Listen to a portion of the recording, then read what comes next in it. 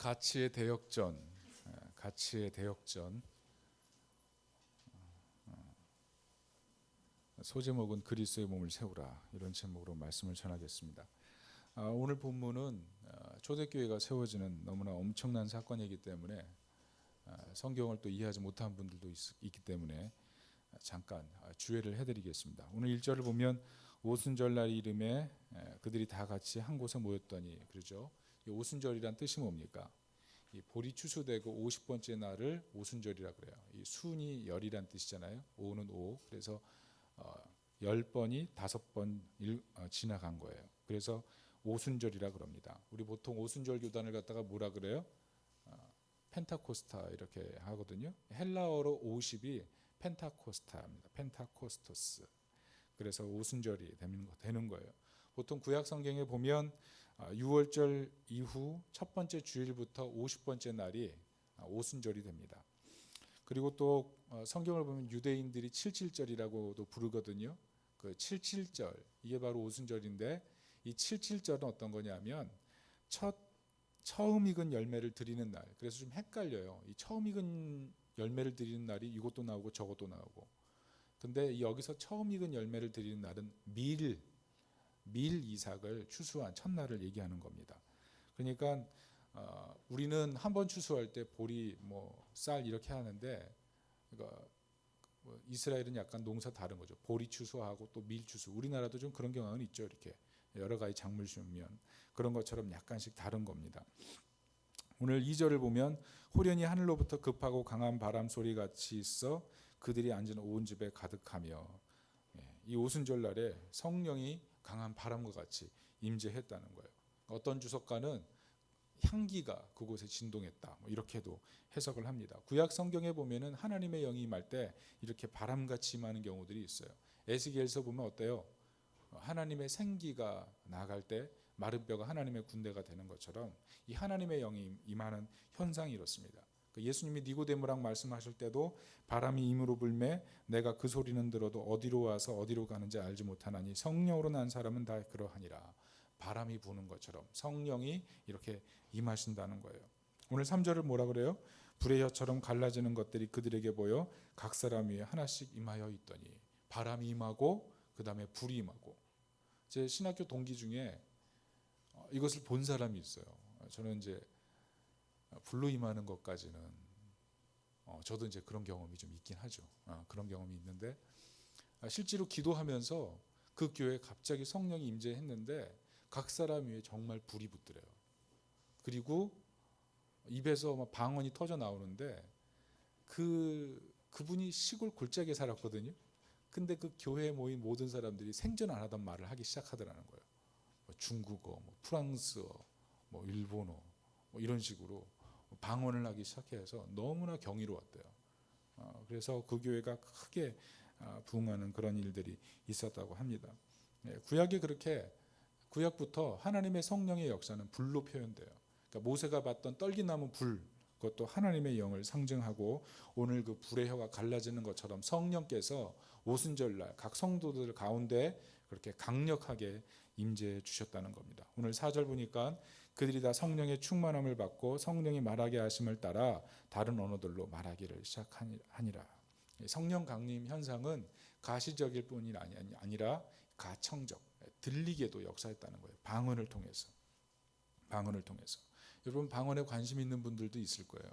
또 합동교단에 오랫동안 보수적 교단에 자랐던 분은 무슨 방언 이렇게 생각하는 분도 있을 거고, 또 오순절 교단 측에서 자란 분들은 방언 당연한 거 아닌가 이렇게 생각하는 분들도 있을 거예요.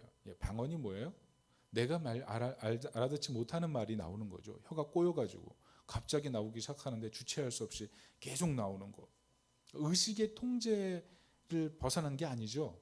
의식은 있는데 자기 뜻대로 알 수 없는 언어들이 막 튀어나오는 거예요. 쭉 나오는 거예요. 굉장히 귀한 은사죠. 이런 것 통해서 어떤 사람은 믿음을 가지기도 하죠. 그러나 바울은 어떤 사람은 그런 걸 통해서 도리어 위협감을 느껴서 교회를 떠나기도 할 수 있다 그랬어요. 그래서 공회 중에는 통역하는 은사가 있는 사람이 있을 때 해야 된다는 어떤 그런 제안을 했고요. 그리고 조심하라는 그런 얘기도 했습니다. 중요한 게 뭐예요? 방언을 하느냐 안 하느냐보다 사실은 방언의 지향성이 더 중요한 거예요. 방언을 통해서는 사람이 구원받고 구원받지 않고의 것을 증명할 수 없습니다. 그러나 이 방언 현상을 통해서 뭐가 나타났어요? 전 세계로 복음이 증거된다는 그런 사인이 나타난 거예요. 그래서 방언은 어떻게 보면 하나님 나라의 구원 운동과 굉장히 맥을 같이 하고 있다는 것을 알아야 돼요. 개인적으로도 제가 방언을 하면 그 방언을 통해서 굉장히 하나님의 그 구원의 은혜를 깊이 경험하는 은혜들이 있어요. 특별히 방언은 어떤 분들이 해야 되냐면 마음이 쉽게 메마르는 분들, 기도가 막혀 있는 분들, 삶에서 하나님의 특별한 은혜가 필요한 분들, 그런 분들은 방언의 은혜를 구하고 그 은혜 속에 들어갈 필요가 있습니다. 방언의 능력이 있어요. 저는 이제 방언을 하면서 때로는 거의 안 하는데 정말 제가 위기 때, 신앙이 어려울 때 방언으로 기도할 때가 있습니다. 근데 방언으로 기도하면 그런 유익이 있어요. 기도가 깊이 들어가고요. 그리고 뭔지 모르는데 찬양하는 것 같아요. 하나님을 찬양하고 경배하고 높인다는 그 깊은 인식이 들어와요. 그래서 방언 기도가 끝나고 나면 하나님과 좀 깊어지는 그런 영적인 체험들을 하게 돼요. 여러분 방언에 대해 사모함이 있습니까? 네, 방언 하세요. 방언 하셔도 돼요. 그렇지만 그것을 가지고 막 너무 공회 중에서 너무 하면 그걸 받지 못한 사람들은 그것 때문에 위축감을 느낄 수 있으니까 질서가 필요하다고 생각합니다. 자, 오늘 이제 설교로 곧바로 더 들어가겠습니다. 그러면 이제 여기서 발견하는 이 본문의 문제는 뭘까요? 성령께서 충만하게 바람으로 불로 각 사람 위에 나타나게 불의 혀처럼 임하셨습니다. 놀라운 그 성령의 역사가 임했어요. 그 이유가 뭘까요?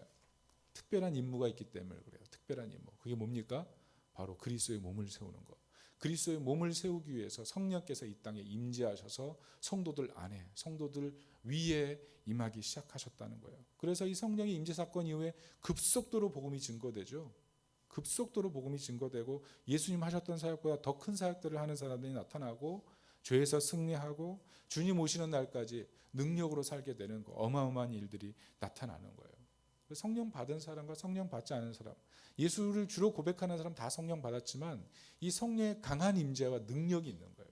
그 능력 속에 사는 것과 성령의 내주하심 속에만 머무르는 것과 좀 다른 거예요.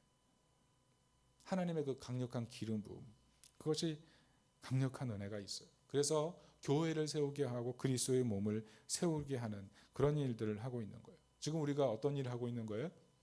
3년째 교회 세운 일을 하고 있어요. 어떤 일? 그리스도의 몸을 세우는 일. 그래서 우리가 지금 하고 있는 행위들이 굉장히 거룩하고 굉장히 고귀한 거예요. 왜? 그리스도의 몸을 세우는 거니까.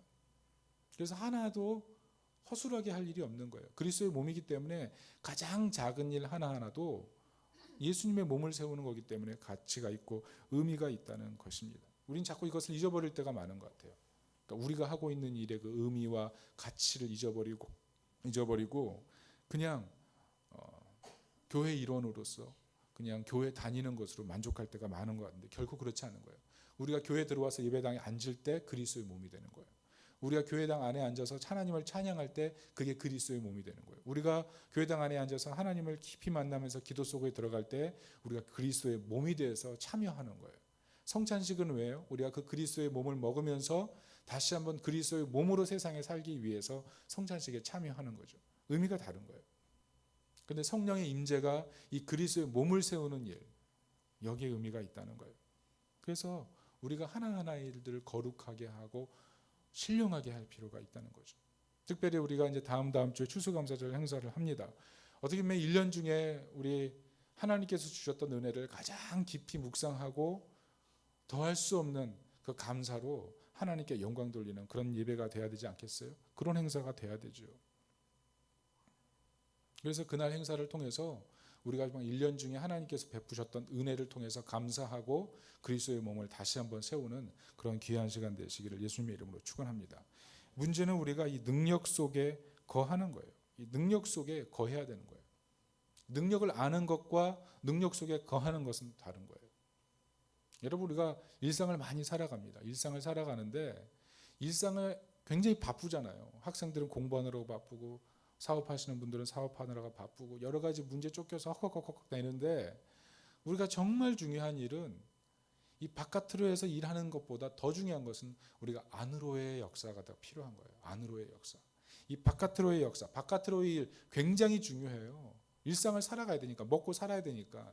그러나 이 바깥 일들을 하다가 안으로의 일, 이 하나님과의 만나는 안으로의 일이 사라지기 시작하면, 안으로의 영적인 충전이 없으면 메마르게 된다니까요. 이 안으로의 일에 힘써야 돼요. 안으로의 일. 내 안이 얼마나 성령으로 부요한가, 내 안이 얼마나 성령으로 채워져 있는가, 내 안이 얼마나 하나님의 임재 속에 살아가는가, 내가 하나님과 정말 교제하고 살아가는가. 그게 정말 중요한 거예요. 그게 생명이 있느냐 없느냐의 차이를 가를 만큼 내 삶의 능력의 차원을 다르게 만드는 거예요. 믿느냐 믿지 않느냐의 차원이 아니고 우리로 하여금 정말 생기 있게 살아가게 만드는 그 힘이 여기 있다는 것입니다.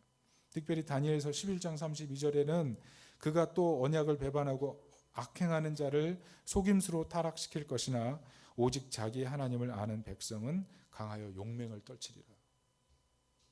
성령이 임하면 이런 현상이 나타나는 거예요. 그리고 다니엘서 12장 3절은 지혜 있는 자는 궁창의 빛과 같이 빛날 것이요 많은 사람을 옳은 대로 돌아오게 한 자는 별과 같이 영원토록 빛나리라. 성령의 임재가 있을 때 빛나요. 얼굴빛이 빛나요. 삶이 빛나요. 얼굴에 근심이 사라져요. 환경의 문제가 변한 것이 아니에요. 그런데 빛나는 마음, 빛나는 얼굴이 있다는 것입니다. 사도행전 1장 8절에 뭐라 그래요? 권능을 받고 하나님의 능력이 임재하기 시작하는 거예요. 우리 한번 PPT로 봤으면 좋겠는데요. 이사야 61장 1절부터 6절 그 말씀을 같이 한번 보면서 성령의 능력이 어떤 것인지는 한번 교독했으면 좋겠습니다. 제가 먼저 1절을 읽겠습니다. 주 여호와의 영이 내게 내리셨으니 이는 여호와께서 내게 기름을 부으사 가난한 자에게 아름다운 소식을 전하게 하려 하심이라. 나를 보내사 마음이 상한 자를 고치며 포로된 자에게 자유를, 갇힌 자에게 노임을 선포하며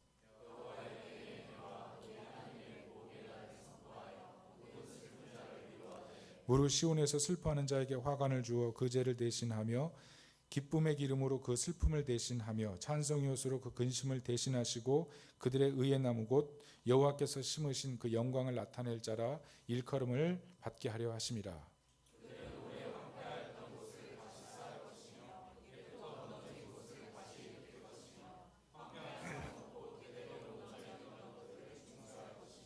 외인은 서서 너희 양떼를 칠 것이요 이방 사람은 너희 농부와 포도원지기가 될 것이나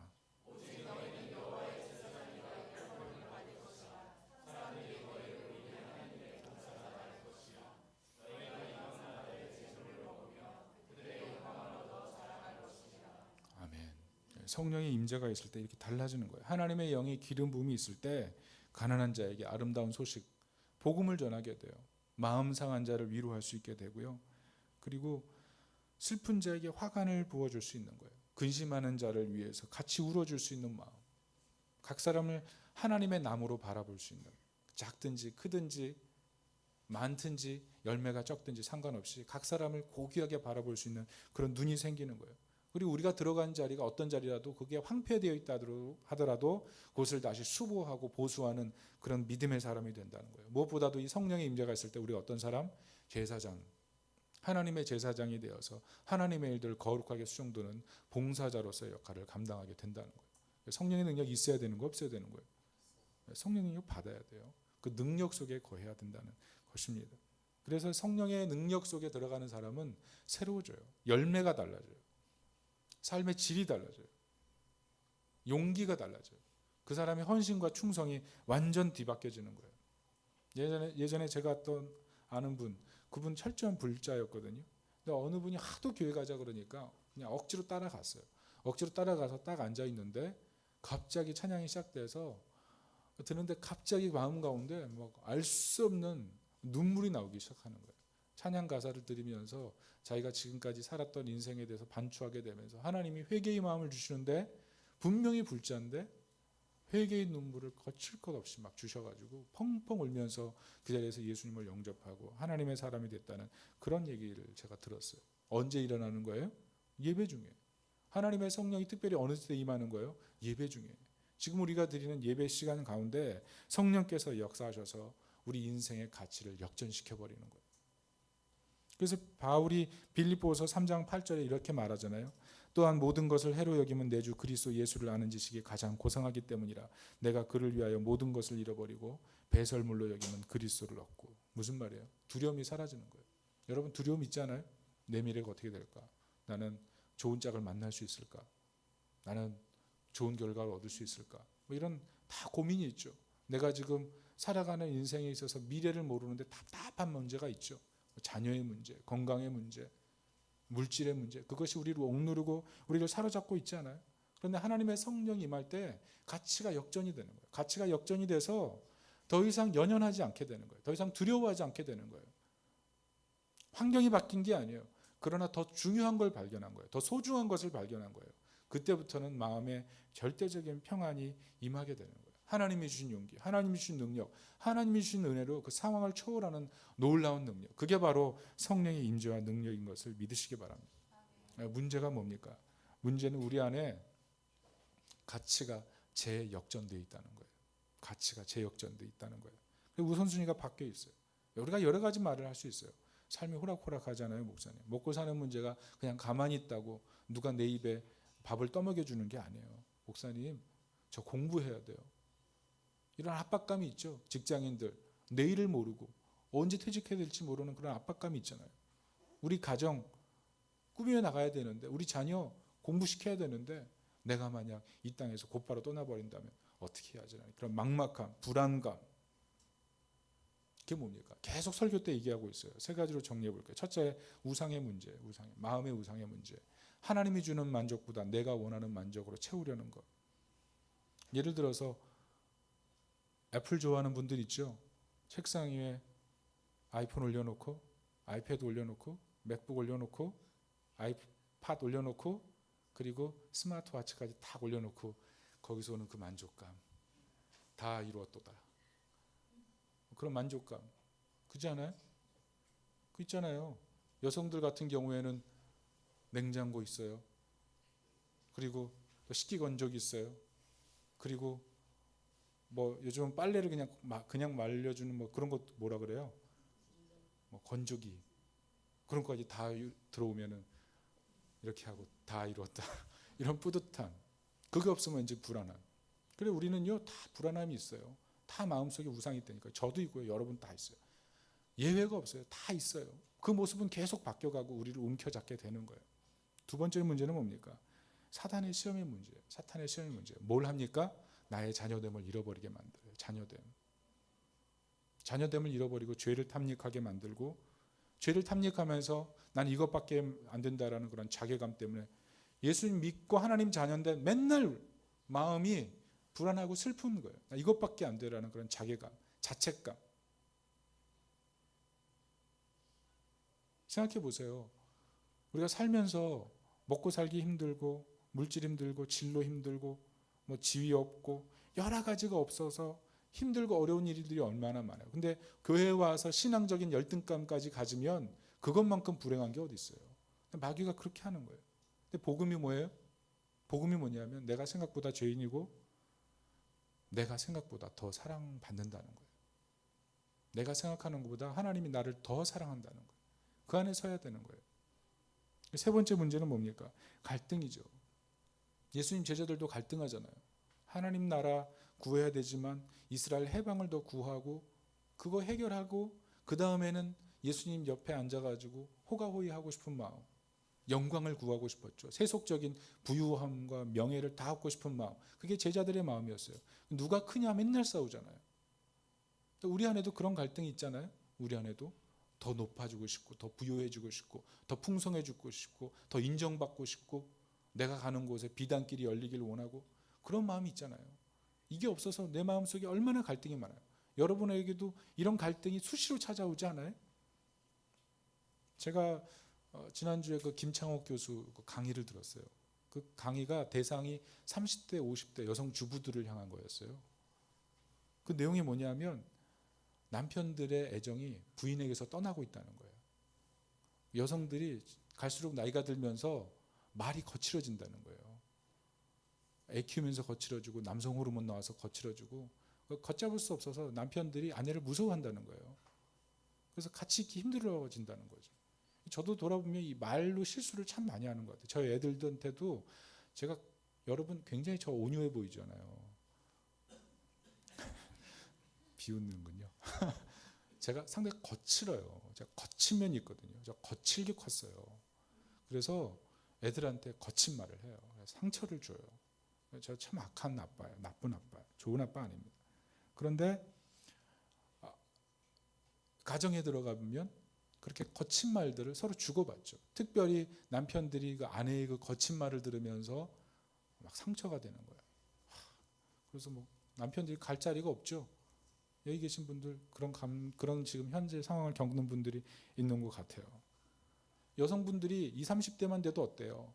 말을 막 예쁘게 하잖아요. 뭐 오빠 뭐 이러면서 뭐 이거 해도 돼? 뭐 이러면서 이렇게 모든 걸 물어보지만 뭐 한 40대 정도 되면 뭔가 좀 알고 50대 되면은 내가 할게. 내가 알아서 할게. 이런 식으로. 더 이상 뭐 침범할 영역도 없고 막 무서워지잖아요. 특별히 여성들 20대, 30대 되면 어때요? 뭐 웃어도 허허허 이렇게만 웃고 그러잖아요. 근데 뭐 한 50대, 60대 되면 허허허 이렇게 웃고 막 벽을 잡으면서 웃고 막 옆 사람 끌어당기면서 웃고 막 이러잖아요. 여성분들. 남성 호르몬 나와서 그러거든요. 그래서 김창욱 교수 하는 말이 뭐냐면 남편들이 집에 와서 조금만 이렇게 말을 해도 좀 웃어주라는 거예요. 웃어주라는 거예요. 말을 해도 이렇게 좀 웃어주는 거예요. 허허허 이렇게 웃어주면 남편의 마음이 옛날 처녀 때 자기 아내를 보는 것 같아서 마음이 설레기 시작한대요. 감동이 없으세요? 그래서 더 감동을 주려면 이렇게 두 손으로 입을 가리고 너무 웃겨요 뭐 이러면서 호호호 웃어주라는 거예요. 그러면 남편의 마음이 막 두근거리기 시작한다는 거예요. 그래서 애정이 회복된다는 그런 썰렁한 얘기를. 근데 그거를 들으면서 거기는 주부들이 너무 행복해하는 거예요. 세상 이제 우리 집은 이제 행복한 가정이 될 수 있어. 그러면서 다 돌아갈 것 같은 그런 분위기였어요. 저도 굉장히 유쾌하게 즐겼는데요. 여러분 한번 제가 한번 공유해 드릴 테니까 보시고 가정의 진리를 좀 찾으시길 바랍니다. 회복의 진리. 여러분 보세요. 우리 신앙생활을 하면서 사실은 우리를 힘들게 만드는 문제가 뭡니까? 우상의 문제, 시험의 문제, 이런 갈등의 문제. 이것이 우리의 삶을 계속 붙잡고 가는 거예요. 그래서 영혼을 마르게 하고 삶을 마르게 하고 기쁨을 빼앗고 감사를 빼앗고 우리로 하여금 예수 믿지만 믿는 것 같지 않게 살아버리게 만드는 그런 엄청난 무시무시한 세력, 힘이 있다는 거예요. 그래서 신앙생활 하면서 허무하다니까요. 신앙생활 하는데 두려워요. 신앙생활 하는데 기쁘지 않아요. 신앙생활 하는데 무력해요. 신앙생활 하는데 부부간에 애정이 없어요. 신앙생활 같이 하는데 서로 기도할 줄을 몰라요. 신앙생활 하는데 마음이 같이 맞지 않아요. 뭔가 문제가 있는 거예요. 가치의 제역전이 일어났기 때문에 그렇죠. 가치의 제역전. 학개서 1장 6절에 정확하게 이렇게 지적합니다. 너희가 많이 뿌릴지라도 수확이 적으며 먹을지라도 배부르지 못하며 마실지라도 흡족하지 못하며 입어도 따뜻하지 못하며 일꾼이 삭을 받아도 그것을 구멍 뚫어진 전대에 넣음이 되느니라. 지금 우리가 세상 살면서 아웅다웅하고 잊어버리는 것, 가치가 제역전될 때 나타나는 결과적인 모습이 그렇다는 거예요. 결국 그 중심 코어, 하나님 없는 만족, 하나님이 빠진 것에는 진정한 만족이 될 수가 없다는 거예요. 그래서 더 깊은 세계로 나가야 되는 거예요. 여러분 마가복음 2장에 보면 중풍병자를 예수님 고치시잖아요. 근데 중풍병자를 고치실 때 예수님께서 뭐라고 말씀하신 줄 알아요? 중풍병을 고치지 않으셨어요. 먼저 내 죄사함을 받았느니라 그렇게 선포하셨거든요. 그게 무슨 말씀일까요? 중풍병자가 누구예요? 선민이에요. 근데 그 사람 마음속에 오래도록 병 앓으면서 뭐가 생긴 거예요? 하나님 없다는 거예요. 그 마음 가운데 점점 하나님에 대한 부인, 하나님에 대한 실망, 그 마음이 가득 찬 거예요. 하루라도 걸어봤으면, 하루라도 내 손으로 밥을 먹어봤으면, 하루라도 조금 더 나은 삶을 살 수 있다면 행복에 대한 가치가 머릿속에 가득 찬 거예요. 하나님 없어도 그거면 된다는 그런 마음, 그 마음이 가득 차 있는 상태예요.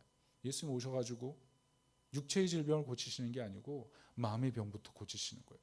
소자야 내 죄사함을 받았느니라. 예수님 오셔서 치유하시는 거죠. 마음부터 치유하시는 거죠. 내 인생의 문제는 내가 해결할 거야. 내 인생의 문제는 내 뜻대로 할 거야. 내 마음대로 살 테니까 건드리지 마. 하나님도 없어. 하나님 내 삶에 개입하지 않고 있어. 이런 실망. 근데 예수님 말씀이 뭐예요? 너 건강해지면 행복해질 것 같지? 돈 많으면 행복해질 것 같지? 지금보다 좀 더 상황이 바뀌면 나아질 것 같지? 그거 2-3달밖에 안 돼. 이 얘기 하시는 거예요. 너 딱 2달이야. 딱 3달이야. 차 사면 아시죠? 딱 2달이야. 딱 2달. 길어봤자 2달. 1달 안에 기쁨 다 사라져요. 이번에 우리 신문 기사를 통해서 깜짝 놀라잖아요. 어떤 네트워크 DB 업체 사장님, 끝이 없이 나오죠. 문제들이. 왜 그래요? 성공한 분 아니에요? 돈이 얼마나 많아요? 1년 매출이 100억이 넘던데요. 그 돈 우리가 어떻게 만져보겠어요? 1,000원짜리로 세면은 한 10년 세야 될걸요. 100원짜리로 세면 평생 세도 못 세는 그 어마어마한 양. 여기 아마 다 채워될 거예요. 동전으로. 100억. 그런데 그분 살아있는 생닭을 활로 쏘고 검으로 자르고 직원들 손등에 불 붙이고 이런 끔찍한 일들. 왜 그래요? 성공해서 만족이 있다는 얘기예요? 아니요. 성공하고 나서 더 큰 불안과 더 큰 짜증과 더 큰 스트레스. 여러분 부자들이 하는 일이 뭔지 아십니까? 매일 걱정해요. 그래서 분산 투자해요. 포트폴리오. 여기 조금, 여기 조금, 여기 조금. 여러분 겨울에 다람쥐들이 뭐 해요? 도토리. 여기 조금, 여기 조금, 여기 조금, 여기 조금. 모아놓고 먹으러 다니잖아요. 그리고 까먹은 거는 나중에 도토리 나무로 크는 거고. 우리가 그래요. 다 그렇다니까요. 우리가 추구하는 만족을 통해서 우리가 만족을 얻는 게 절대로 아니라는 것을 우리가 알아야 돼요. 예수님 그 얘기를 하는 거예요. 너희가 하는 거 그거 사실은 구멍 뚫린 전대야. 네가 정말 체험받고 싶은데 그 체험받고 싶은 것이 구멍 뚫린 전대야. 결국 허무해질 거야. 네가 추구하는 행복의 조건이 결국 너를 만족시킬 수 없어. 너 그냥 지금 숨기고 있는 것뿐이야. 너 열심히 노력해도 노이무공 보람이 있을 수 없어. 너의 진정한 만족이 뭐라고 생각하니? 이게 바로 예수님 말씀이에요. 예수님 말씀. 근데 오늘 본문의 도전이 뭡니까? 본문의 도전이 그거예요. 가치의 대역전을 일으켜야 된다는 거예요. 그게 오늘 본문의 갈망이에요. 본문의 도전이 뭐예요? 너의 마음을 영원토록 평안으로 채울 수 있는 힘. 그게 성령의 능력이라는 거예요. 그게 하나님의 능력이라는 거예요. 삶의 방식을 좀 바꾸라는 거예요. 삶의 우선순위를 바꾸라는 거예요. 우선순위. 여러분 제가 참 인상적인 얘기를 들었는데요. 여러분 중독 치료할 수 있어요? 없어요? 있어요? 없어요? 네, 어떤 분이 있어요? 어떤 분은 없어요? 치료하기 힘듭니다. 김치 끊을 수 있어요? 쉽게 말해볼게요. 김치 끊을 수 있어요? 커피 끊을 수 있어요? 담배 피는 분들 담배 끊을 수 있어요? 술 마시는 분들 술 쉽게 끊어져요? 안 되죠. 그거 쉽지 않아요. 그거 중독이라는 거 쉽게 되는 게 아닙니다. 독한 사람들이 담배 끊는다 그러잖아요. 독한 사람들 쉽게 끊어지는 게 아니에요. 그런데 언제 끊어져요? 중독이 언제 바뀌어요? 하나님과의 관계가 바뀌면 바뀌어요. 하나님과의 관계가 새로워지면 그 사람을 사로잡고 있는 그 마음을 사로잡고 있는 것들이 사라진다니까요. 그게 능력이에요. 이 성령의 능력이 우리 마음속에 임할 때요. 두려움이 사라지고요. 희락이 임해요. 평강이 임한다니까요. 세상이 알 수 없는 은혜가 임해요. 그것은 많고 적음에 따른 게 아니에요. 높고 낮음에 있는 게 아니에요. 오늘 본문이 얘기하는 게 굉장히 놀라운 비밀이에요. 이 사도행전 전체, 그러니까 마가복음에 있던 그 제자들이 자기의 많고 적음에 따라서 행복이 좌우되던 그 사람들이 성령의 능력을 받고 배설물로 세상 것을 여기고 이제는 목숨을 걸고 복음을 위해 살아가는 이 절대적인 대전환이 일어나는 엄청난 사건이란 말이에요. 우리 인생도 마찬가지예요. 우리 인생의 진정한 대전환이 일어나기를 원하고 하나님 자녀로 똑바로 살길 원하고 바른 신앙의 가치 위에 서길 원한다면 여기를 통과해야 되는 거예요. 하나님의 갈망. 하나님이 정말 우리에게 주고 싶은 것. 하나님이 우리에게 일반 은총의 영역으로 물질 주길 원해요. 건강 주길 원해요. 평안 주길 원해요. 여러분이 잘 되길 원해요. 요한 1서에도 나오잖아요. 여러분이 잘 되고 복되길 원한다고. 저도 여러분 잘 되길 원합니다. 여러분 건강해지십시오. 부자 되십시오. 평안해지십시오. 지금보다 더 나은 삶을 사십시오. 그런데 우선순위라는 게 있는 거예요. 하나님과의 관계에 정확히 뿌리를 내리고 있지 못하면 그 성령의 은혜에 온전히 붙들려 있지 못하면 다 바람 같은 거예요. 여러분이 가진 것이 여러분을 고통스럽게 만든다니까요. 여러분 없는 게 아니에요. 여러분 지금 없어서 불행한 사람도 있지만 없어서 불행한 게 아니라 그 있는 것을 더 누리지 못할까 봐 더 두려운 거예요. 사실은. 그거 아닙니까? 우리가 가난해서 정말 입에 풀칠하기 힘들어서 오는 고난이 있어요. 그게 얼마나 마음을 비참하게 만드는지 몰라요. 그런데 성령이 임하면 그 안에서 평안을 누릴 수 있잖아요. 기도하면서 기다리고, 물론 그 안에 고통이 있죠. 그러나 뛰어넘는 은혜가 있어요. 부유한 사람은 어때요? 내일이 두렵죠. 내일 어떻게 될지 모르니까. 그런데 그것을 극복하게 만드는 그 능력이 있다니까요. 오늘 그 얘기를 하는 것이에요. 너희가 많이 뿌릴지라도 수확이 적고 먹을지라도 배부르지 못하고 마실지라도 흡족하지 못하고 입어도 따뜻하지 못하고 일꾼이 삭을 받아도 그것을 구멍 뚫어진 전대에 넣음이 되느니라. 지금 우리 삶이 이렇지 않아요? 그런데 이제는 대역전. 예수님 말씀을 기억해야 돼요. 소자야 내 죄사함을 받았느니라.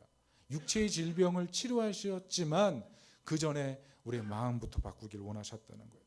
그래서 오늘 본문이 동일하게 도전하는 거예요. 너의 마음을 무엇으로 채울 것인가? 여러분 우리 마음을 채워야 될 것은 뭐예요? 하나님의 은혜, 성령님의 은혜, 성령님의 그 풍성한 은혜, 그것으로 그리스도의 몸을 세우는 거예요. 자, 다르죠? 뭐가 달라요? 우리는 뭘로 인생의 집을 세워요? 내 힘, 내 능력, 내 지혜, 내 방법, 내 경험, 내가 공부한 것, 이걸로 인생의 집을 세우죠. 그러나 하나님의 방법은 뭐예요? 성령의 능력을 가지고 내게 주신 은사를 통해서 그리스도의 몸을 세우듯이 세워가는 거예요. 그리스도의 몸을 세우듯이 가정을 세워가고, 그리스도의 몸을 세우듯이 학업을 세워가고, 그리스도의 몸을 세우듯이 교회를 세워가는 거예요. 뭐가 달라요? 거룩, 하나님의 영이 있으니까 달라지는 거예요. 세워가는 의미와 의도가 달라지는 거예요. 방법이 달라지는 거예요. 이해하시겠습니까? 성령에 임할 때 우리는 비로소 건강하게 세워갈 수 있는 능력이 임하는 거예요. 성령의 능력이 없이는 우리는 어떤 것도 제대로 세워갈 수 없다는 것을 알아야 돼요. 그래서 성령의 능력, 이 성령의 능력을 우리가 받아야 되는 것입니다. 여러분 성령의 능력을 받길 원하십니까? 사모하십니까? 받아야 돼요. 받아야 돼요. 세 가지로 적용해 드립니다. 첫째는 환영하십시오. 성령의 능력을 환영하셔야 돼요. 예루살렘에 법궤가 들어왔을 때 다윗이 나가서 뭐예요? 왕이었어요. 그런데 에봇을 입고, 제사장이 입는 에봇이 뭐예요? 속옷이 없어요. 그리고 그냥 에봇 통옷 입는 거예요. 그리고 그 앞에서, 법궤 앞에서 뛰놀잖아요.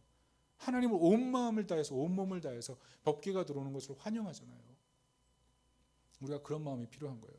이 성령의 능력, 하나님의 능력, 하나님의 뜻, 하나님의 은혜로 사는 이 은혜를 힘입기 위해서 그것을 사모하는 거예요.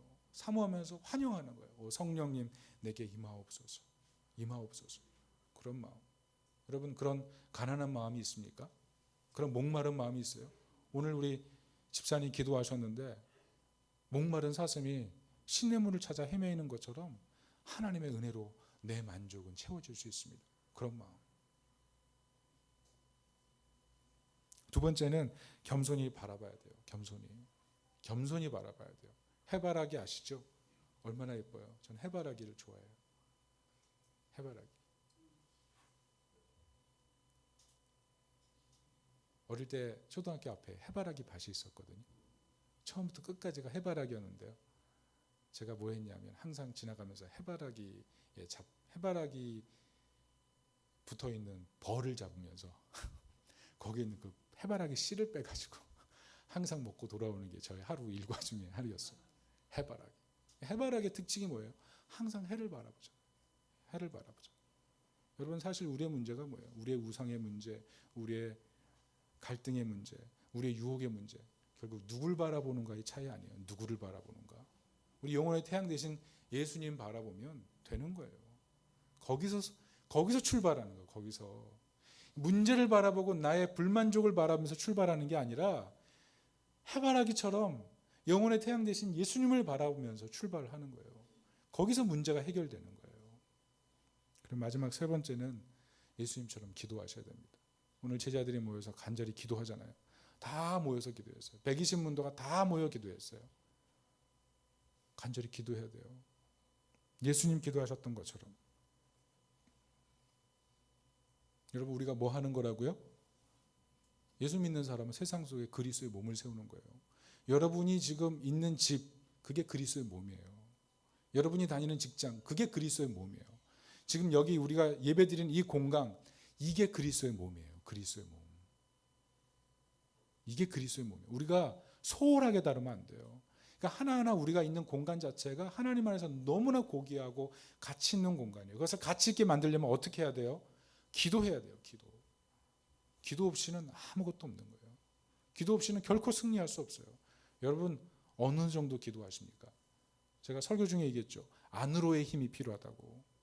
우리 바깥에 가서 열심히 일하는데 일해보세요. 일할수록 지치잖아요. 근데 지치지 않는 힘이 있어요. 지치지 않게 하는 힘.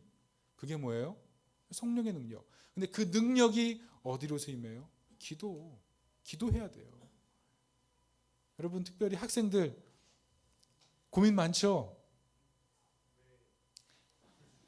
하나님이 지혜를 주세요. 기도하세요. 기도하면 하나님이 지혜를 주셔서 극복해요. 잘 감당할 수 있어요. 가정주부들 어떻습니까? 가정에 위기가 있죠. 어려움이 있죠. 어떻게 해야 돼요? 기도해야죠. 기도하면 성령의 능력이 문제를 헤쳐나가게 하는 줄로 믿습니다. 물질 문제, 건강 문제 다 똑같아요. 그리스도의 몸이에요. 그리스도의 몸. 그래서 기도해야 되는 거예요. 기도해서 성령의 능력 가운데 있을 때만 승리할 수 있는 거예요. 여러분, 결심하셔야 돼요.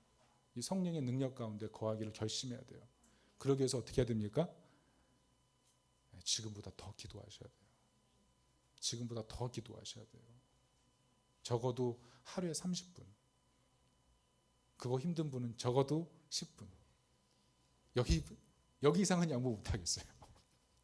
기도하셔야 돼요. 기도 시간 늘려야 돼요. 기도 시간. 인생을 줄이라고 생각해 보세요. 긴 줄 가져야 되지 않겠어요? 기도의 줄도요, 하나님의 은혜를 받고 싶으면 길게 가지세요. 기도의 줄을 길게 풀으세요. 짧게 그냥 하나하나 따먹고 그러지 마시고요. 길게 가지시니까. 하나님과의 호흡이 길어야죠. 그렇잖아요? 은혜를 길게 누리고 싶으면 기도를 지금보다 풍성하게 하십시오. 10분에서 20분, 20분에서 30분. 하루 중에 하나님과의 교제하고 기도하는 시간을 떼어놓고 그 시간을 가장 중요하게 생각해야 돼요. 그래서 그 안으로의 힘을 통해서 성령의 그 능력을 통해서 세상을 이기는 거예요. 그게 하나님이 우리에게 주신 이 본문의 도전이에요. 말씀의 결론을 맺습니다. 가치의 대역전이 일어나야 돼요. 이미 우리에게 가치를 부여해 주셨어요. 그런데 가치가 역전됐죠. 우리 뒤집어줘야 돼요. 다시 뒤집어서 가치를 역전해서 뭐가 중요한 거예요? 성령의 능력. 성령의 능력. 이 능력으로 세상을 이길 수 있기를 예수님의 이름으로 축원합니다. 아멘. 우리 이 시간 다 같이 한번 기도합시다.